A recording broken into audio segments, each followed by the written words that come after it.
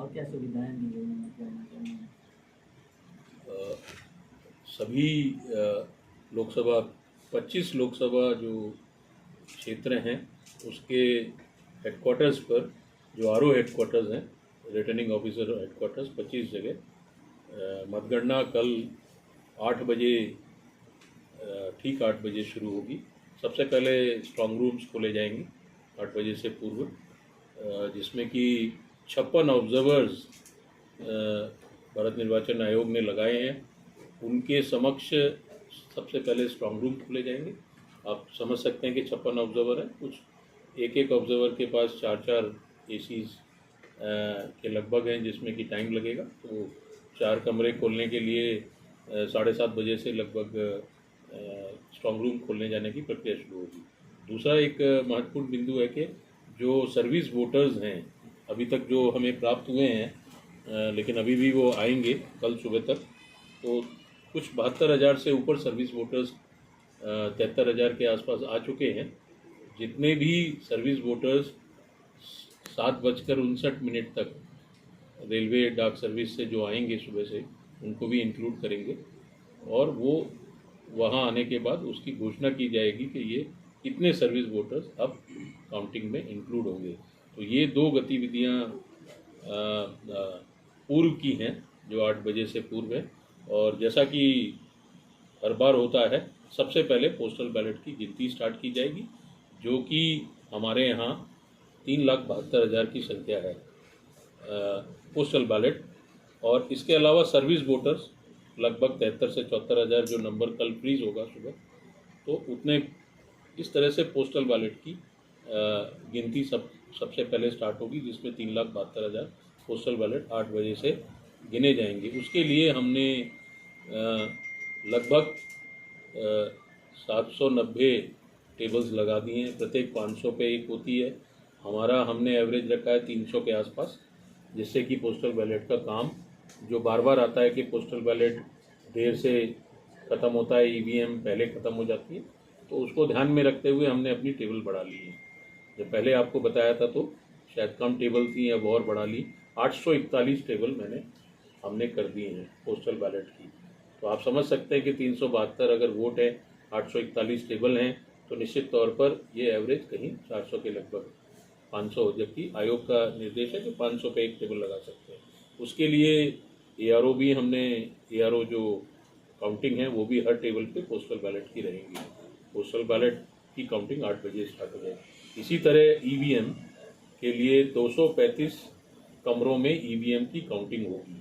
235 कमरे हैं, 4,033 राउंड हैं, 2,713 टेबलें हैं, जिनमें ये लगातार राउंड वाइज काउंटिंग होगी। यहाँ ये कहना चाहूँगा कि आरओ राउंड फाइनल करता है, तो जैसे ही आठों विधानसभा का इकट्ठा होगा, एनकोर के थ्रू डेटा आएगा, आरओ सीनियर ऑब्जर्वर उसको राउंड वाइज फाइनल करेंगे। ये विधानसभा वाइज देने से कोई फ़ायदा नहीं है, क्योंकि वो आरओ का राउंड एक होगा 8 होने के बाद, तो वो राउंड माना जाएगा। और उसी को हम लोग एनकोर पे भी डालेंगे। उसी को आपको टीवी ट्रेंड के मार्फत, जो मीडिया वहाँ पर बना होगा, मीडिया का कमरा, उसमें टीवी ट्रेंड से लाइव जैसे ही एनकोर में जाएगा वो दिखाने का प्रयास करते हैं। अगर किन्हीं कारणों से वो स्लो चलता है ये, तो डायरेक्ट भी देते हैं। तो ये व्यवस्था राउंड वाइज ईवीएम काउंटिंग की, ईवीएम टेबल पे एक एक टेबल पे counting supervisor, counting assistant, micro observer, सामने काउंटिंग एजेंट के हमने सभी पासेस ऑलमोस्ट जारी कर दिए जिलों में जो आरओ कर रहे हैं। तो इस तरह से जो व्यवस्थाएं हैं वो अभी तक ईवीएम के कमरे, पोस्टल बैलेट के कमरे। अब एक और इशू आता है ईटीपीबीएस, जो कि सर्विस वोटर्स का है, जो कि 7:59 तक आएंगे। और अभी 73,000 के लगभग आ चुके हैं। सबसे ज़्यादा सर्वाधिक आए हैं झुंझुनू में। जो ज़िले हैं, 5 ज़िले हैं जहाँ 5 आरओ हैं। सीकर है, अलवर है, चूरू है, जयपुर ग्रामीण है, जहाँ सर्विस वोटर्स ज़्यादा हैं। ईटीपीबीएस में पहले स्कैनिंग की जाती है, डुप्लीकेट वोटर्स देखे जाते हैं, उनको एक स्कैनर लगाए हुए हैं हमने। प्रत्येक स्कैनर पे 100-100 वोट स्कैन किए जाएंगे। और जैसे ही स्कैनिंग कंप्लीट हो जाएगी, स्कैनिंग डुप्लीकेट वोट को आइडेंटिफाई करने के लिए की जाती है। उसके समाप्ति के बाद वो भी पोस्टल बैलेट की टेबल पे जैसे पोस्टल बैलेट काउंट हो रहे हैं वो काउंट होंगे।